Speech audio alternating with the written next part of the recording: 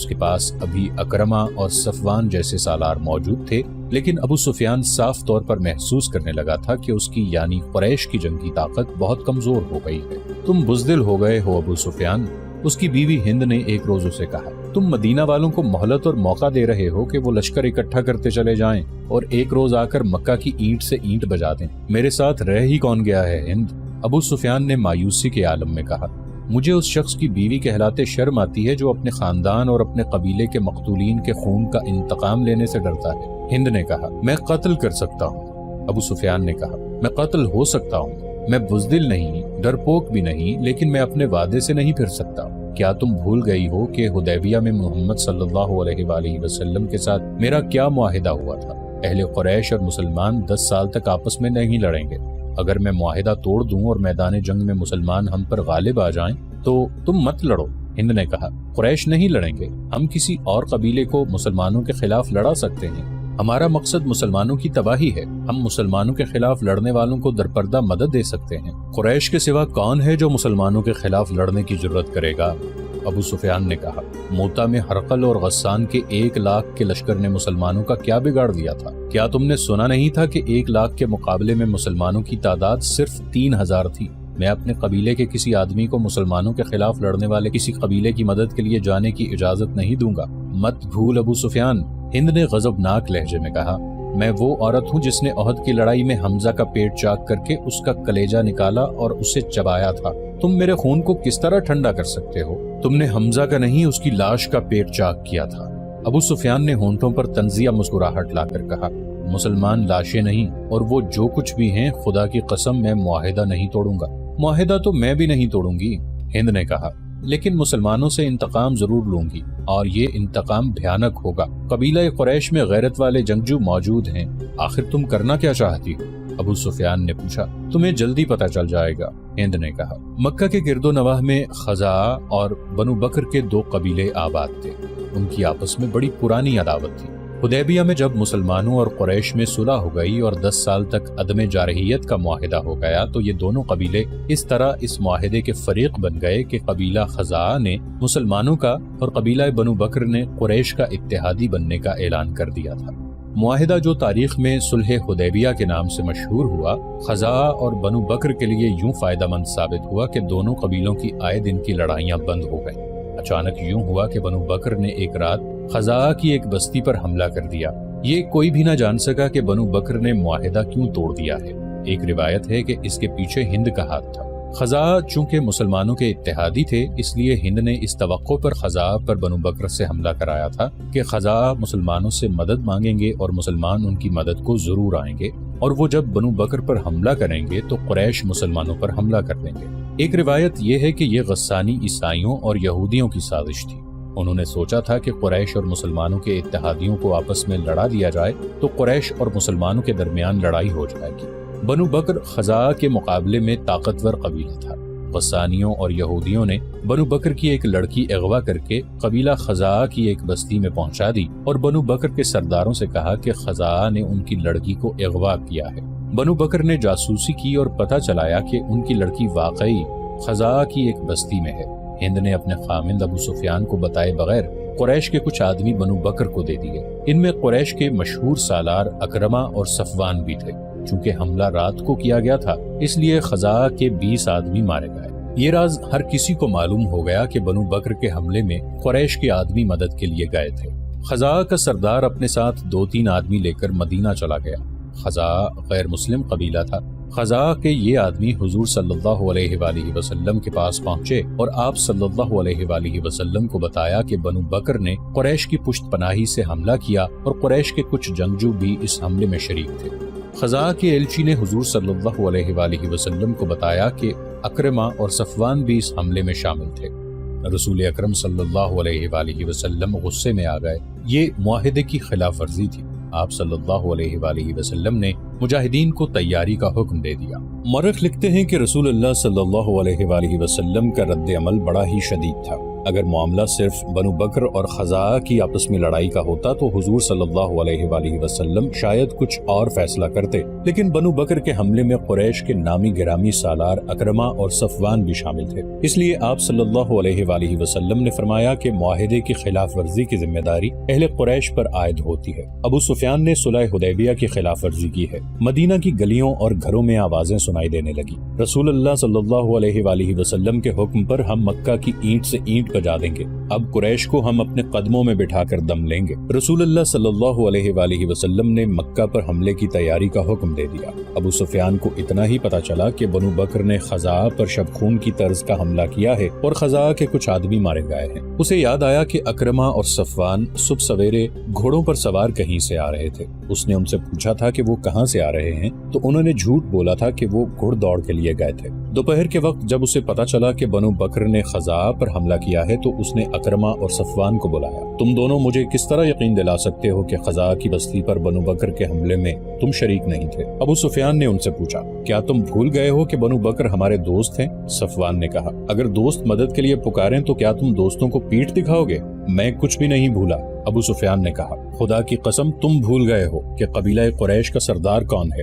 میں ہوں تمہارا سردار، میری اجازت کے بغیر تم کسی اور کا ساتھ نہیں دے سکتے۔ ابو سفیان، اکرمہ نے کہا، میں تمہیں اپنے قبیلے کا سردار مانتا ہوں، تمہاری کمان میں لڑائیاں لڑی ہیں، تمہارا ہر حکم مانا ہے، لیکن ہم دیکھ رہے ہیں کہ تم قبیلے کے وقار کو مجروح کرتے چلے جا رہے ہو۔ تم نے اپنے دل پر مدینہ والوں کا خوف طاری کر لیا ہے۔ اگر میں قبیلے کا سردار ہوں تو میں کسی کو ایسا جرم بخشوں گا نہیں جو تم نے کیا ہے، ابو سفیان نے کہا۔ ابو سفیان، اکرمہ نے کہا، وہ وقت تمہیں یاد ہوگا جب خالد مدینہ کو رخصت ہوا تھا، تم نے اسے بھی دھمکی دی تھی اور میں نے تمہیں کہا تھا کہ ہر کسی کو حق حاصل ہے کہ وہ اس عقیدے کا پیروکار ہو جائے جسے وہ اچھا سمجھتا ہے، اور میں نے تمہیں یہ بھی کہا تھا کہ تم نے اپنا رویہ نہ بدلا تو میں بھی تمہارا ساتھ چھوڑنے اور محمد کی اطاعت قبول کرنے پر مجبور ہو جاؤں گا۔ کیا تم نہیں سمجھتے کہ باوقار لوگ اپنے عہد کی خلاف ورزی نہیں کیا کرتے؟ ابو سفیان نے کہا، تم نے بنو بکر کا ساتھ دے کر اور مسلمانوں کے اتحادی قبیلے پر حملہ کر کے اپنے قبیلے کا وقار تباہ کر دیا ہے۔ اگر تم یہ سوچ رہے ہو کہ محمد نے مکہ پر حملہ کر دیا تو تم حملہ پسپا کر دو گے تو تم خوش فہمی میں مبتلا ہو۔ کون سے میدان میں تم نے مسلمانوں کو شکست دی ہے؟ کتنا لشکر لے کر تم نے مدینہ کو محاصرے میں لیا تھا؟ وہاں سے پسپائی کا حکم تم نے دیا تھا۔ صفوان نے کہا، تم نے ہار مان لی تھی، میں تم جیسے ضدی اور کوتاہی آدمیوں کے پیچھے پورے قبیلے کو ذلیل و خوار نہیں کراؤں گا۔ ابو سفیان نے کہا، میں مسلمانوں کے ساتھ ابھی چھیڑخانی نہیں کر سکتا، میں محمد کو بتانا چاہتا ہوں کہ ہمارے ایک دوست قبیلے نے مسلمانوں کے ایک دوست قبیلے پر حملہ کیا ہے اور اس میں قریش کے چند ایک آدمی شامل ہو گئے تھے، تو اس سے یہ مطلب نہ لیا جائے کہ میں نے معاہدے کی خلاف ورزی کی ہے۔ میں محمد کو بتاؤں گا کہ قبیلہ قریش حدیبیہ کے معاہدے پر قائم ہے۔ وہ اکرمہ اور صفوان کو وہیں کھڑا چھوڑ کر وہاں سے چلا گیا۔ ابو سفیان اسی روز مدینہ کو روانہ ہو گیا۔ اہل مکہ حیران تھے کہ ابو سفیان اپنے دشمن کے پاس چلا گیا ہے، اس کے خلاف آوازیں اٹھنے لگیں، اس کی بیوی ہند پھنکارتی پھر رہی تھی۔ مدینہ پہنچ کر ابو سفیان نے جس دروازے پر دستک دی وہ اس کی اپنی بیٹی ام حبیبہ رضی اللہ عنہا کا گھر تھا۔ دروازہ کھلا، بیٹی نے اپنے باپ کو دیکھا تو بیٹی کے چہرے پر مسرت کی بجائے بے رخی کا تاثر آ گیا۔ بیٹی اسلام قبول کر چکی تھی اور باپ اسلام کا دشمن تھا۔ کیا باپ اپنی بیٹی کے گھر میں داخل نہیں ہو سکتا؟ ابو سفیان نے ام حبیبہ رضی اللہ عنہا سے پوچھا، اگر باپ وہ سچا مذہب قبول کر لے جو اس کی بیٹی نے قبول کیا ہے تو بیٹی باپ کی راہ میں آنکھیں بچھائے گی۔ ام حبیبہ رضی اللہ عنہا نے کہا، بیٹی، ابو سفیان نے کہا، میں پریشانی کے عالم میں آیا ہوں، میں دوستی کا پیغام لے کر آیا ہوں، بیٹی کیا کر سکتی ہے؟ ام حبیبہ رضی اللہ عنہا نے کہا، آپ رسول خدا صلی اللہ علیہ وآلہ وسلم کے پاس جائیں۔ بیٹی کی اس بے رخی پر ابو سفیان سٹ پٹا اٹھا، وہ رسول کریم صلی اللہ علیہ وآلہ وسلم کے گھر کی طرف چل پڑا۔ راستے میں اس نے وہ شناسا چہرے دیکھے جو کبھی اہل قریش کہلاتے اور اسے اپنا سردار مانتے تھے، اب اس سے بیگانے ہو گئے تھے۔ وہ اسے چپ چاپ دیکھ رہے تھے، وہ ان کا دشمن تھا، اس نے ان کے خلاف لڑائیاں لڑی تھی۔ احد کی جنگ میں ابو سفیان کی بیوی ہند نے مسلمانوں کی لاشوں کے پیٹ چاک کیے اور ان کے کان اور ناکیں کاٹ کر ان کا ہار بنایا اور اپنے گلے میں ڈالا تھا۔ ابو سفیان اہل مدینہ کی گھورتی ہوئی نظروں سے گزرتا رسول کریم صلی اللہ علیہ وآلہ وسلم کے ہاں جا پہنچا۔ اس نے ہاتھ بڑھایا، رسول کریم صلی اللہ علیہ وآلہ وسلم نے مصافحہ کیا، لیکن آپ صلی اللہ علیہ وآلہ وسلم کی بے رخی نمایاں تھی۔ رسول کریم صلی اللہ علیہ وآلہ وسلم کو اطلاع مل چکی تھی کہ بنو بکر نے اہل قریش کی مدد سے خزاعہ پر حملہ کیا ہے۔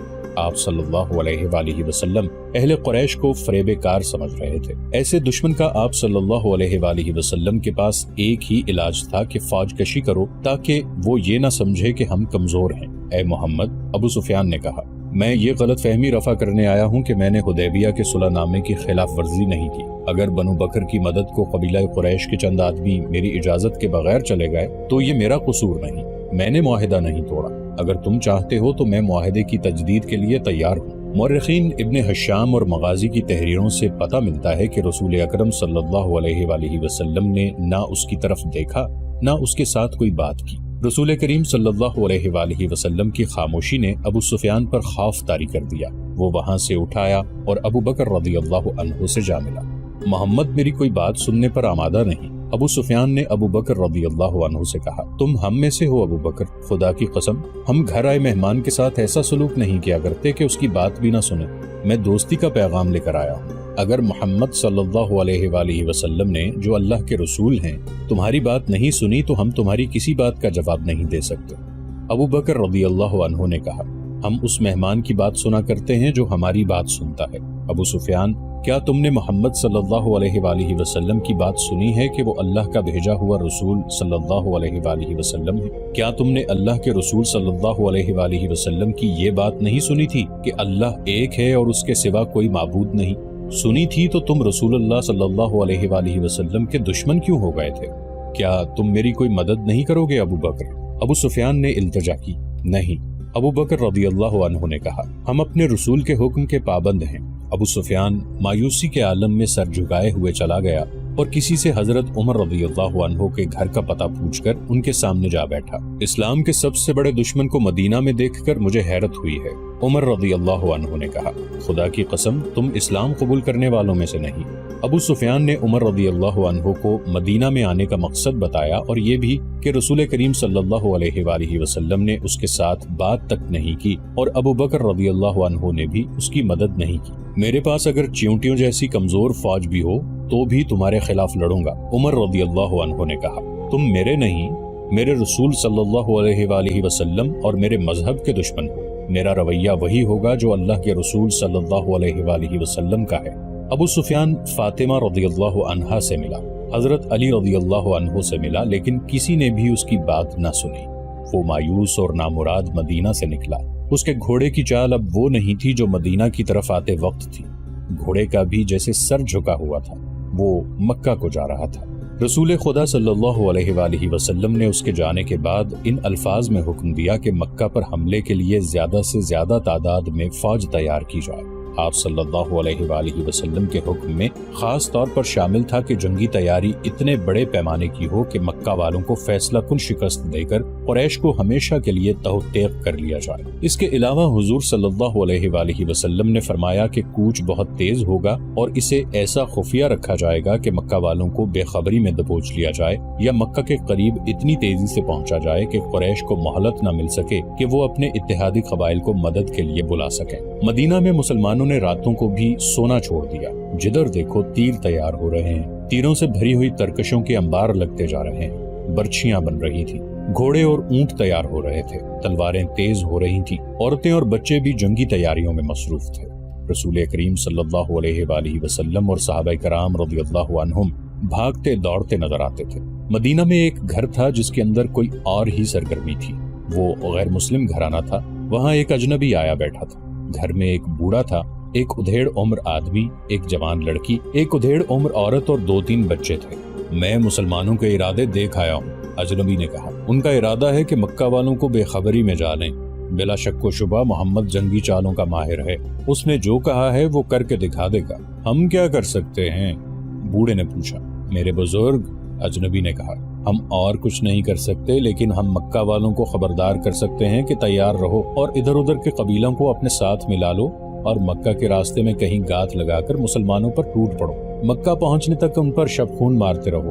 مسلمان جب مکہ پہنچیں گے تو ان کا دمخم ٹوٹ چکا ہوگا، قسم اس کی جسے میں پوجتا ہوں۔ بوڑھے نے جوشیلی آواز میں کہا، تم عقل والے ہو، تم خدائے یہودا کے سچے پجاری ہو۔ خدائے یہودا نے تمہیں عقل و دانش عطا کی ہے، کیا تم مکہ نہیں جا سکتے؟ نہیں، اجنبی نے کہا۔ مسلمان ہر غیر مسلم کو شک کی نگاہ سے دیکھ رہے ہیں، یہ جانتے ہیں کہ میں یہودی ہوں، वो मुझ पर शक करेंगे, मैं अपनी जान पर खेल जाऊंगा। मुझे इन यहूदियों के खून का इंतकाम लेना है जिन्हें मुसलमानों ने कत्ल किया था। मेरी रगों में बनो कुरैज़ा का खून दौड़ रहा है। ये मेरा फर्ज है कि मैं मुसलमानों को ज़रबें लगाता रहूं, और मैं अपना ये फर्ज अदा ना करूं तो खुदाए यहूदा मुझे इस कुत्ते की सूरत मारे जिसके जिस्म पर खारिश और फोड़े होते हैं और वो तड़प तड़प कर मरता है। लेकिन मैं नहीं चाहता कि मैं पकड़ा जाऊं। मैं मुसलमानों को डंक मारने के लिए जिंदा रहना चाहता हूँ। मैं बूढ़ा हूँ, बूढ़े ने कहा। मक्का दूर है, घोड़े या ऊंट पर इतना तेज सफर नहीं कर सकूंगा कि मुसलमानों से पहले मक्का पहुंच जाऊं। ये काम बच्चों और औरतों का भी नहीं।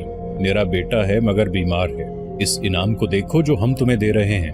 अजनबी यहूदी ने कहा, ये काम कर दो, इनाम के अलावा हम तुम्हें अपने मजहब में शामिल करके अपनी हिफाजत में ले लेंगे। क्या ये काम मैं कर सकती हूँ?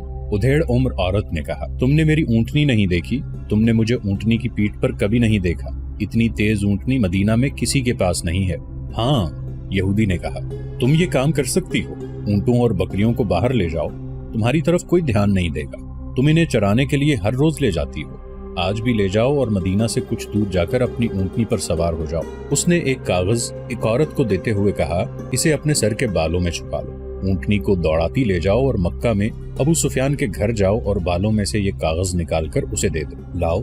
औरत ने कागज लेते हुए कहा, मेरा इनाम मेरे दूसरे हाथ पर रख दो और इस यकीन के साथ मेरे घर से जाओ कि मुसलमान मक्का से वापस आएंगे तो उनकी तादाद आधी भी नहीं होगी और उनके सर झुके हुए होंगे और शिकस्त उनके चेहरों पर लिखी हुई होगी।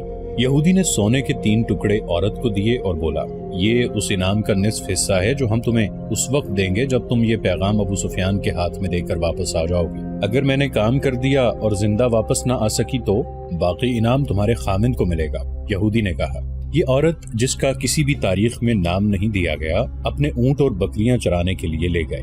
उन्हें वो हाँकती जा रही थी। किसी ने भी न देखा कि ऊंटों की पीठें नंगी थीं, लेकिन एक ऊंटनी सवारी के लिए तैयार की गई थी। उसके साथ पानी का मशकीजा और एक थैला भी बंधा हुआ था। औरत उस रेवड़ को शहर से दूर ले गई। बहुत देर गुजर गई तो यहूदी ने उस जवान लड़की को जो घर में थी कहा कि वो जा चुकी होगी, तुम जाओ और ऊंटों और बकरियों को शाम के वक्त वापस ले आना। वो लड़की हाथ में गदड़ियों वाली लाठी लेकर बाहर निकल गई, लेकिन वो शहर से बाहर जाने की बजाय शहर के अंदर चली गई। वो इस तरह इधर उधर देखती जा रही थी जैसे किसी को ढूंढ रही हो। वो गलियों में से गुजरी और एक मैदान में जा रुकी। वहाँ बहुत से मुसलमान ढालें और तलवारें लिए तैवजनी की मशक कर रहे थे। एक तरफ शुद्र दौड़ हो रही थी और तमाशाइयों का भी हुजूम था। लड़की उस हुजूम के इर्द गिर्द घूमने लगी। ये किसी को ढूंढ रही थी। उसके चेहरे पर परेशानी के आसार थे जो बढ़ते जा रहे थे। उसके कदम तेजी से उठने लगे। ये एक जमा साल आदमी ने उसे देख लिया और बड़ी तेज चलता उसके पीछे गया। करीब पहुंचकर उसने धीमी आवाज से कहा, ज़ारिया। लड़की ने चौंक कर पीछे देखा और उसके चेहरे पर परेशानी का तासुर उड़ गया। वहीं आ जाओ, ज़ारिया ने कहा और वो दूसरी तरफ चली गई। ज़ारिया को वहां पहुंचते खासा वक्त लग गया जहां वो औरत ऊंटों और बकरियों को ले जाया करती थी। ऊंट और बकरियां वहीं थीं, वो औरत और उसकी ऊंटनी वहां नहीं थी। ज़ारिया वहां इस अंदाज से बैठ गई जैसे बकरियां चराने आई हो। वो बार बार उठती और शहर की तरफ देखती थी। उसे अपनी तरफ कोई आता नजर नहीं आ रहा था। वो एक बार फिर परेशान होने लगी। सूरज डूबने के लिए उफक की तरफ जा रहा था जब वो आता दिखाई दिया। ज़ारिया ने सुकून की आह भरी और बैठ गई। ओ उबैद, ज़ारिया ने उसे अपने पास बिठाकर कहा, तुम इतनी देर से क्यों आए हो? मैं परेशान हो रही हूँ। क्या मैंने तुम्हें परेशानी का इलाज बताया नहीं? उबैद ने कहा, मेरे मजहब में आ जाओ और तुम्हारी परेशानी खत्म हो जाएगी। जब तक तुम इस्लाम कबूल नहीं करती, मैं तुम्हें अपनी बीवी नहीं बना सकता। ये बातें फिर कर लेंगे, ज़ारिया ने कहा, लेकिन आज मेरे दिल पर बोझ आ पड़ा है। कैसा बोझ? मुसलमान मक्का पर हमला करने जा रहे हैं। ज़ारिया ने कहा, तुम ना जाओ उबैद, तुम्हें अपने मजहब की कसम है ना जाना। कहीं ऐसा ना हो मक्का वालों में इतनी जान नहीं रही कि हमारे मुकाबले में जम सके। उबैद ने कहा, लेकिन ज़ारिया, उनमें जान हो ना हो, मुझे अगर मेरे रसूल सल्लल्लाहु अलैहि वसल्लम आग में कूद जाने का हुक्म देंगे तो मैं आप सल्लल्लाहु अलैहि वसल्लम का हुक्म मानूंगा। दिल पर बोझ न डालो ज़ारिया। हमारा हमला ऐसा होगा कि उन्हें उस वक्त हमारी खबर होगी जब हमारी तलवारें उनके सरों पर चमक रही होंगी। ऐसा नहीं होगा उबैद, ऐसा नहीं होगा। वो घात में बैठे होंगे। आज रात के पिछले पहर या कल सुबह अबू सुफियान को पैगाम मिल जाएगा कि मुसलमान तुम्हें बेखबरी में दबोचने के लिए आ रहे हैं। तुम ना जाना उबैद, कुरैश और उनके दोस्त कबीले तैयार होंगे। क्या कह रही हो ज़ारिया? उबैद ने बिदक कर पूछा। अबू सुफियान को किसने पैगाम भेजा है? एक यहूदी ने, ज़ारिया ने कहा, और पैगाम मेरे बड़े भाई की बीवी लेकर गई है। میری محبت کا اندازہ کرو عبید، میں نے تمہیں وہ راز دے دیا ہے جو مجھے نہیں دینا چاہیے تھا۔ یہ صرف اس لیے دیا ہے کہ تم کسی بہانے رک جاؤ۔ قریش اور دوسرے قبیلے مسلمانوں کا کشت و خون کریں گے کہ کوئی قسمت والا مسلمان زندہ واپس آئے گا۔ عبید نے اس سے پوچھ لیا کہ اس کے بھائی کی بیوی کس طرح اور کس وقت روانہ ہوئی ہے۔ عبید اٹھ کھڑا ہوا اور زاریہ جیسی حسین اور نوجوان لڑکی اور اس کی والہانہ محبت کو نظر انداز کر کے شہر کی طرف دوڑ پڑا۔ اسے زاریہ کی آوازیں سنائی دیتی رہیں، عبید رک جاؤ عبید، اور عبید زاریہ کی نظروں سے اوجھل ہو گیا۔